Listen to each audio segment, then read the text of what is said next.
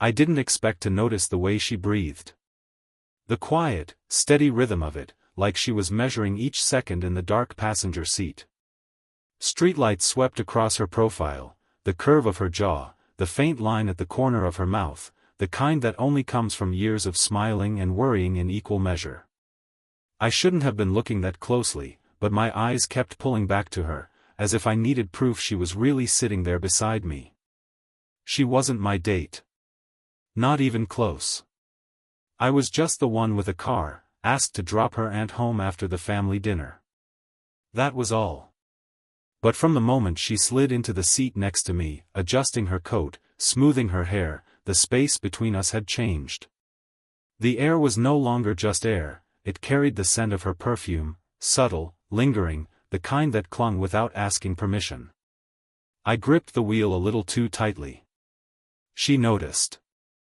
I knew she noticed because she smiled faintly, like she was in on something I hadn't admitted yet.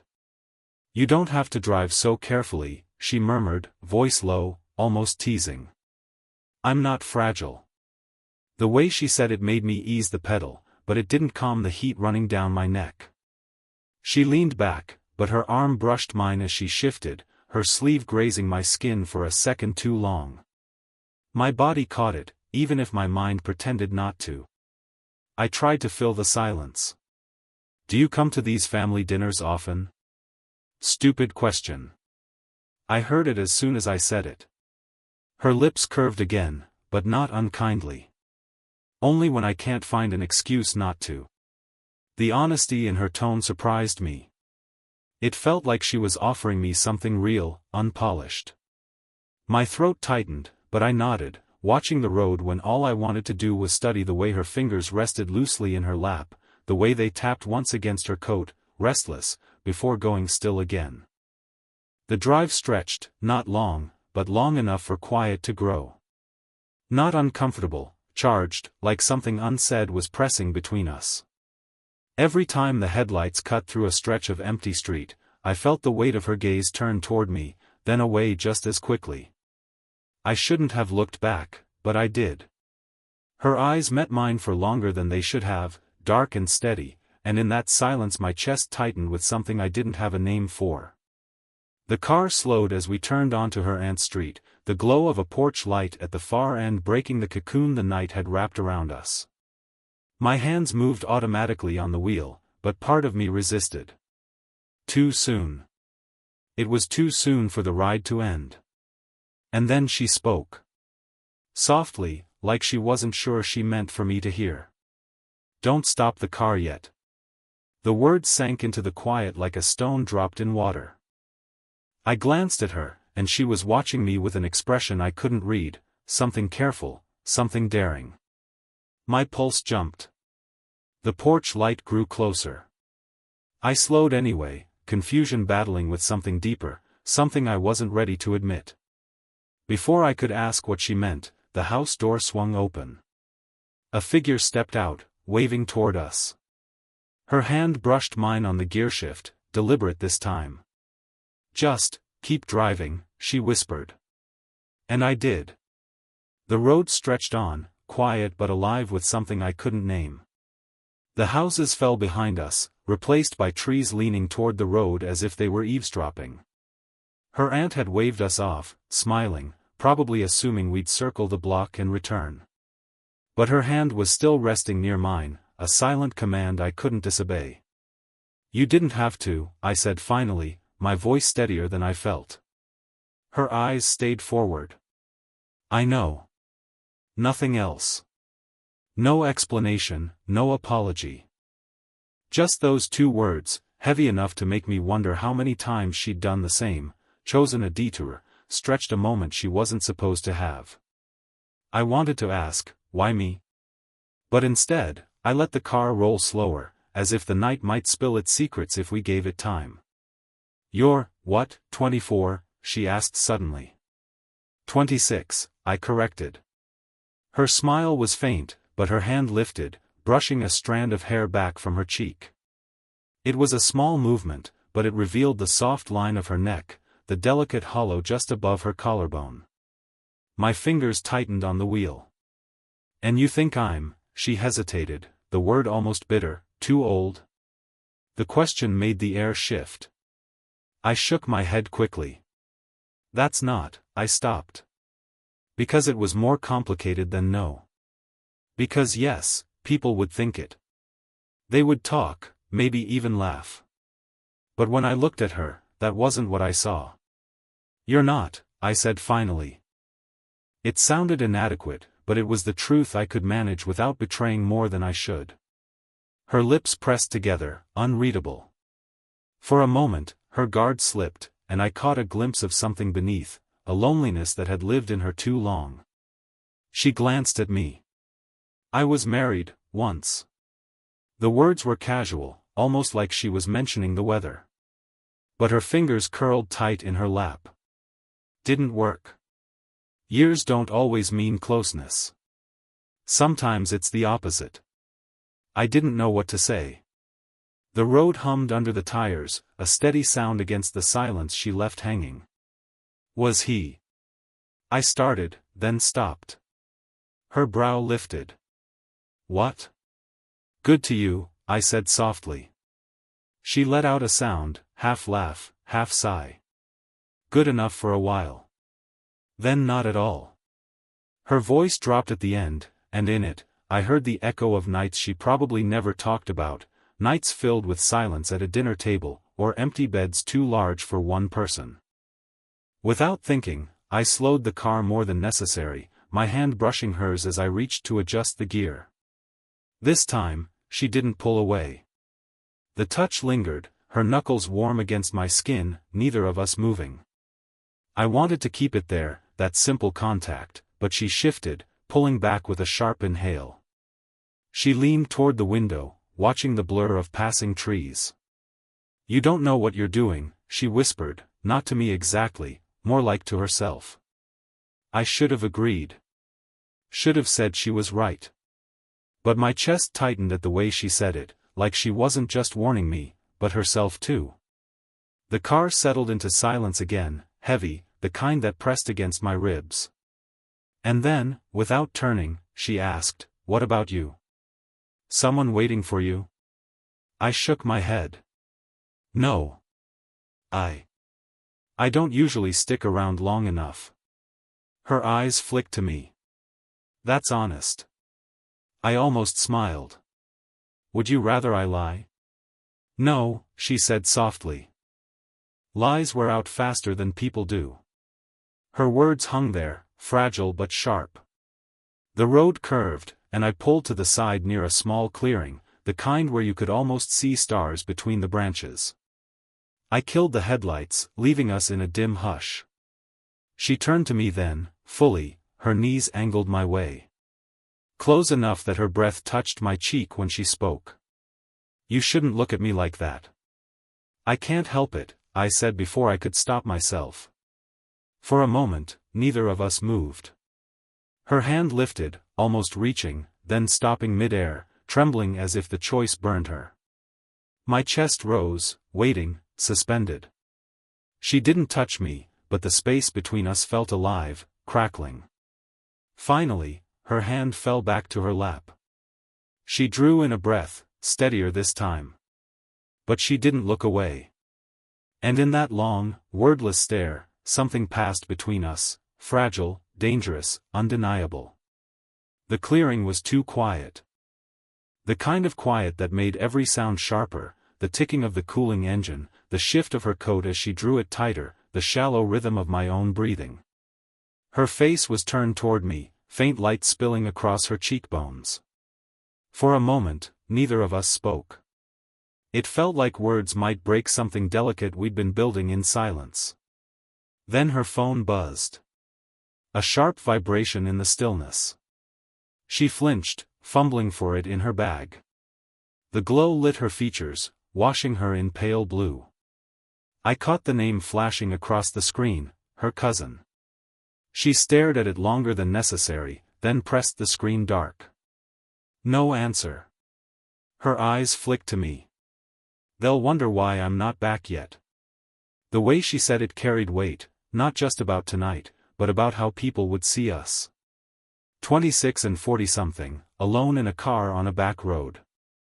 Too easy to assume, too easy to judge. I swallowed, my throat tight. Do you want me to take you back? Her lips parted, then closed again. She didn't answer. Instead, her hand rested lightly on the console between us, so close I could feel the heat radiating from her skin. I shifted, inching nearer without meaning to. Our shoulders brushed, light, accidental, but it jolted through me like a spark. She drew in a breath, sharp, held it. You shouldn't, she began. But I leaned a fraction closer, not enough to touch, just enough to feel her breath ghost against my lips. Her eyes flicked down, then up again, meeting mine. The silence throbbed. One more second, and headlights swept across the clearing. We jerked apart instinctively, her hands snapping back, my body pressed against the seat as if nothing had happened. A car slowed at the intersection, then kept going, leaving us swallowed in darkness again. She laughed, soft, nervous, not amused. See? That's exactly what I mean. Her voice cracked at the end. I wanted to tell her no one would understand anyway, that what was between us wasn't for them. But the words wouldn't come. Instead, I reached, brushing my fingers against the back of her hand. Barely a touch. She didn't move. Didn't pull away. Her gaze dropped to our hands, then back to my face. You're too young to carry someone else's mistakes. I shook my head. Maybe I just see you. The words hung there, more dangerous than the near touch of our lips. Her jaw tightened, but her eyes softened in the same breath, as if I'd struck somewhere she tried to guard. Don't, she whispered. But her body leaned closer even as she said it.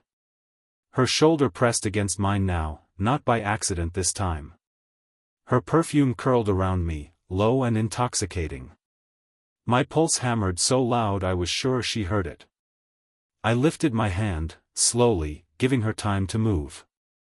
My fingers brushed her cheek, tentative, almost reverent. Her skin was warm, softer than I'd imagined, and her eyes fluttered shut for the briefest second. Her lips parted, the smallest breath escaping. I bent closer. A heartbeat. 2. Then she turned her head sharply, pulling away just enough that my fingers slid from her skin.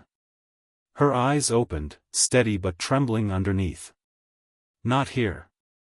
The space between us felt unbearable, a wound freshly opened. Yet even in the refusal, her hand caught my sleeve, holding me there, tethered. And in that grip, tight, desperate, unwilling to let go, we were closer than any kiss could have made us. I hadn't realized how far we'd driven before I noticed my hands trembling. The road disappeared behind us, swallowed by darkness, but her presence was a light I couldn't look away from. She shifted in her seat, brushing against me as she leaned toward the window. Only inches, and yet my chest tightened like it was trying to contain a storm. The scent of her, faint vanilla and something deeper, almost like rain-warmed earth, wrapped around me. I shouldn't be doing this, she murmured, almost to herself. I wanted to argue. To tell her it wasn't just this, that the air between us had been charged for hours, that I couldn't pull away even if I tried. But I stayed silent, letting her voice fill the car, trembling, low, urgent. Her hand moved suddenly, lifting a loose strand of hair from her face. I watched her fingers brush against her cheek, then linger too long. I wanted to reach out, tuck the hair behind her ear, let my palm rest against her skin, but I hesitated, afraid, unsure if she'd recoil. She glanced at me then, dark eyes catching mine. Something broke there, a vulnerability she'd kept tucked behind smiles and casual tones. I can't do this, she said, voice shaking. Do what? I whispered, leaning just a little closer. Her hand pressed against the seat between us, a barrier I didn't have the heart to cross. She said, gesturing vaguely, but I knew exactly what she meant. I swallowed, breath catching. I don't care what anyone thinks. Her chest rose and fell with shallow breaths. She turned slightly, her shoulder brushing mine, and I felt every line of her body press close. My arm itched to reach out, to hold her, but my fingers hovered, trapped between want and restraint. I shouldn't feel like this, she admitted, voice barely audible. I'm too old. You're too young. I cut in softly, and when she didn't answer, I added, I don't care. Her gaze fell, lingering on my lips for a heartbeat too long. The space between us was electric, each breath shared, each inch closer unbearable. I could hear the faintest whisper of her pulse at her neck, the quick inhale that came when I shifted just slightly. You don't understand, she said, finally, voice low, urgent. I've made mistakes. Things I can't undo. Things I leaned closer, letting my forehead nearly touch hers. Neither have I said, quiet but certain. But this, us. I can't stop thinking about it. Her eyes flickered, a storm barely restrained. Then she leaned in, just a fraction, the heat from her face brushing against mine. My pulse hammered in my ears. My hands itched to cup her face, to pull her closer, to finally close the distance that had been stretching between us since the car ride began. I shouldn't, she whispered, breath trembling. I closed the last fraction of space. Her eyelashes brushed my cheeks. Her lips hovered just above mine. My hand rose on its own, hovering near her jaw, frozen in anticipation. We were suspended there, inches apart, heartbeats synced in the tense silence of unspoken surrender. And then she whispered, so close I could feel the warmth of her breath on my lips, don't. The word trembled, but it was neither refusal nor consent. I leaned in anyway. And at that instant, the car door creaked, a sound behind us. Someone outside. The moment shattered. Her head snapped back, eyes wide, chest rising fast, my heart thudding like a drum. The electricity lingered, heavy, impossible to ignore. We were closer than ever, and yet still apart, caught in the breathless pause before everything could change. The moment shattered like glass, but the fragments didn't cut us in the way I expected. Instead, they left us raw, exposed, trembling on the edge of something we could no longer deny. Her eyes widened as she realized the sound wasn't just the wind. Someone had stepped onto the clearing, boots crunching softly against the gravel. My hand froze midair, hovering near her jaw, my pulse slamming in my chest. I'll check, I whispered, voice tight. No, she said, gripping the seat between us. Her knuckles were white, and for the first time, I saw the full weight of fear in her eyes. Don't. I hesitated, glancing at the shadowed outline of a figure by the trees, her aunt, probably wondering where we'd disappeared. Relief mixed with panic, an odd cocktail that made my chest ache. By the time the figure moved again, the tension had thickened into something almost unbearable. She shifted, almost leaning into me, but then recoiled, brushing her shoulder against mine just enough to remind me we weren't supposed to be this close. My fingers itched to bridge the gap again, but restraint was a cruel teacher tonight. Then she spoke, voice low and trembling, a confession I hadn't expected. I didn't just ask you to keep driving because of the moment, she said, eyes fixed on mine, dark, stormy. I've wanted this. You. 4 weeks. And maybe longer. Her words hit me like a spark to dry kindling. I could feel them in my bones, felt the heat climb my neck, the pressure behind my eyes. Her hand twitched toward mine, then fell. She wasn't moving away exactly, but neither was she letting herself lean closer. I didn't want to, she added, voice breaking, but I can't lie anymore. I swallowed hard, my throat tight. I feel the same, I admitted. My words were uneven, raw. I could feel my chest vibrating, my pulse echoing in my ears. Her lips parted slightly, a quiet breath that brushed across my cheek. The smallest movement, but enough to ignite the air between us. My body shifted closer, almost imperceptibly. I wanted to close the last fraction of distance, to press my lips to hers, but the memory of the clearing, the ant outside, the world beyond the car made me pause. She noticed my hesitation, and the raw vulnerability flickered across her features. She leaned in slightly anyway, the hair near her temple brushing against my face. Her fingers twitched, almost grazing my arm. I felt the electricity shoot straight to my spine. But then, a sudden realization hit her. Her eyes darted toward the windshield, scanning the dark road ahead. "If anyone knew," she started, her voice small, fragile. "I don't care," I whispered, almost fiercely. "Not now." She froze, breath catching, and the air between us thickened further.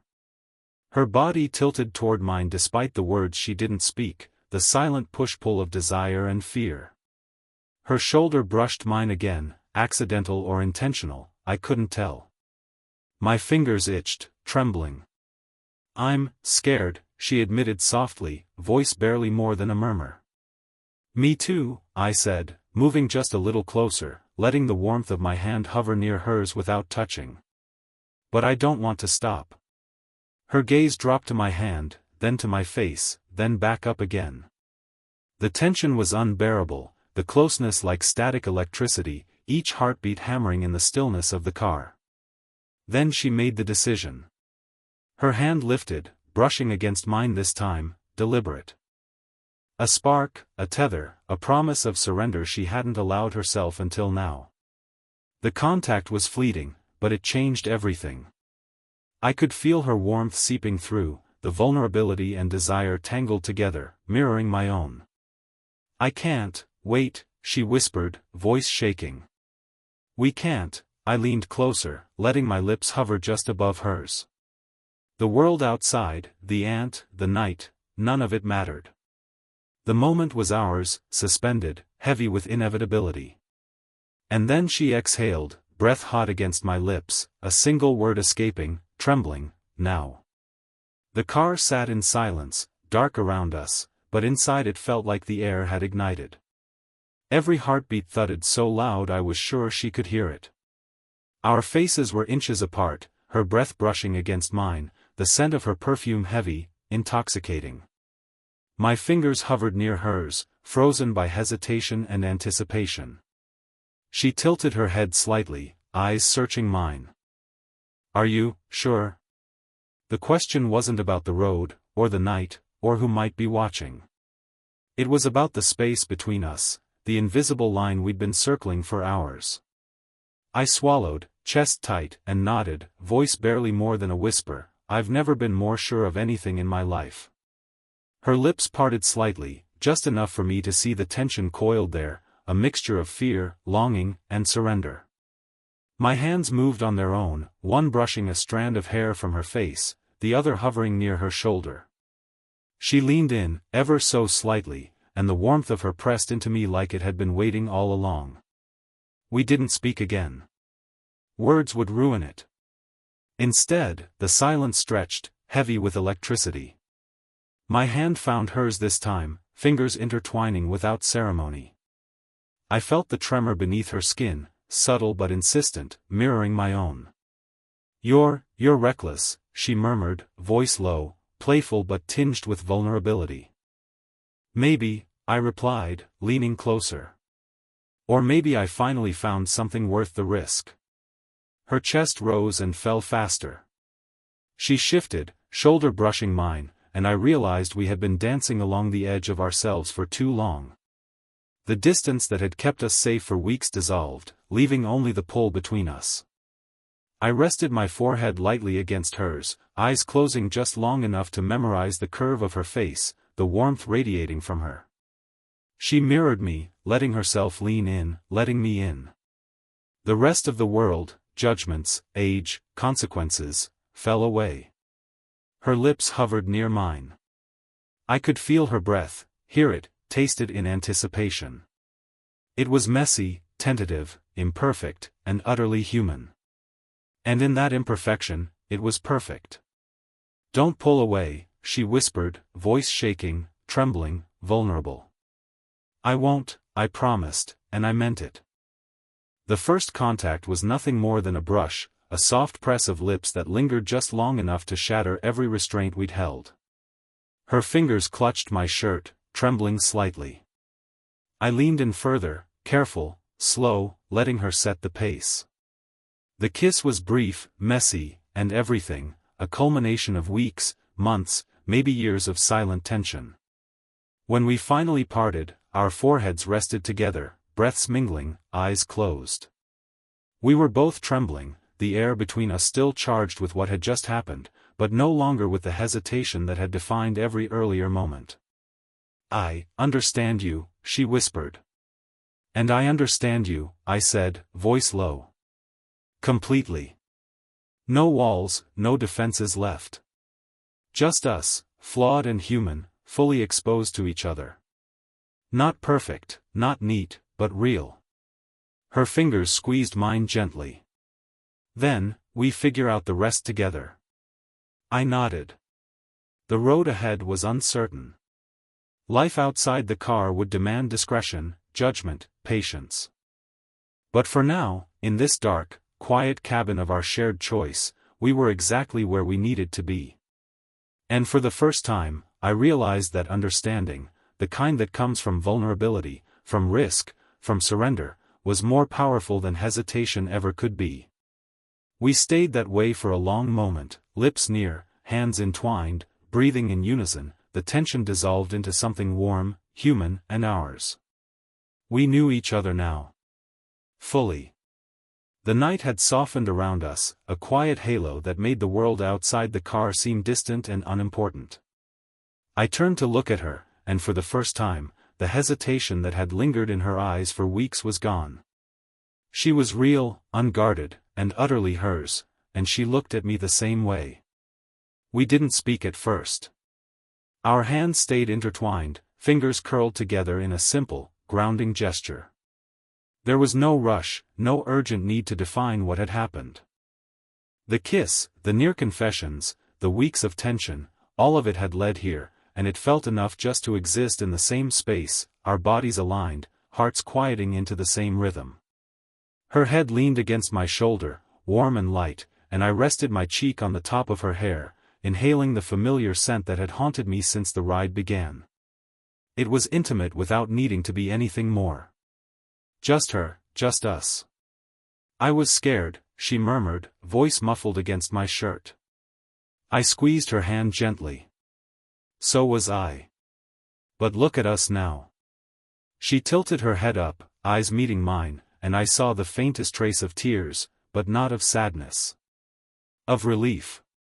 Of something fragile being allowed to exist without judgment. I brushed a thumb over her knuckle. "The age thing," she said, hesitating, "I thought it would matter. Too much." But it doesn't?" I asked softly. "No," she said, finally letting herself smile. "Not when it's you. Not like this." We laughed quietly, together, a sound so unself-conscious it made my chest ache. The walls between us had crumbled, leaving only warmth, trust, and desire that had nothing to do with the world outside. I shifted slightly, careful not to startle her, and she moved with me, leaning closer. Our foreheads touched, and the simplicity of it, just a forehead against mine, carried the weight of everything we hadn't dared say. The night felt suspended, intimate, and infinitely patient. "I don't want to stop this," she whispered. "You don't have to," I replied, voice low, almost reverent. Her fingers intertwined with mine again, tighter this time, anchoring us. I drew her in slowly, careful, savoring the closeness, the human warmth. Her hand moved to rest on my chest, feeling the pulse beneath.